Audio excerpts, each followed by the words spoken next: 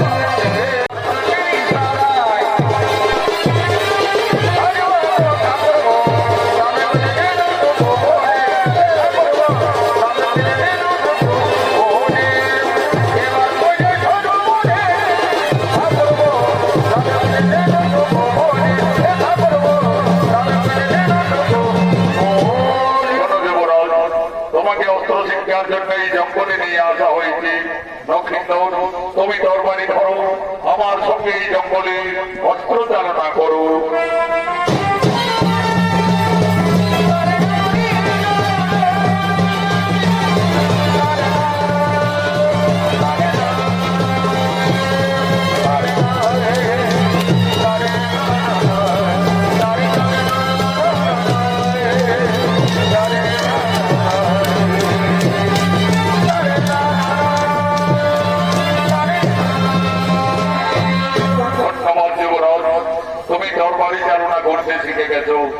এরপরে এসো নাকি তোর, আমি তোমাকে চম্পকনগরে চারিদিকের সীমানা বুঝিয়েছি। ওই যে দেখছো নবীন্দর ওদের ফুলের বাগান দেখা যাচ্ছে, ওই ফুলের বাগান হলো নিজনী নগরীর সীমানা, মহারাজ সাইসোনাগরীর রাজ্য। তারপরে এইদিকে আমাদের সম্পূর্ণ চম্পকনগরীর সীমানা। গুরুদেব, ওই ফুলের সুমিত্র বলতে একেবারে সারা জঙ্গল আগুন করে তুলেছে। আমাদের নিজনী নগরীর ফুলের বাগান দেখতে খুবই ইচ্ছে করছে গুরুদেব। আমাকে ক্ষণিকের মতো আদেশ দিন গুরুদেব, আমি ওই ফুলের বাগান পরিদর্শন করতে চাই। তবে তাই হবে যুবরাজ। ততক্ষণে আমি এই জঙ্গলের বিজ্ঞতরায় বিশ্রাম নিচ্ছি। যাও নবীন্দর, তুমি অচিরেই ফুলের বাগান পরিদর্শন করে আসবে। যাও।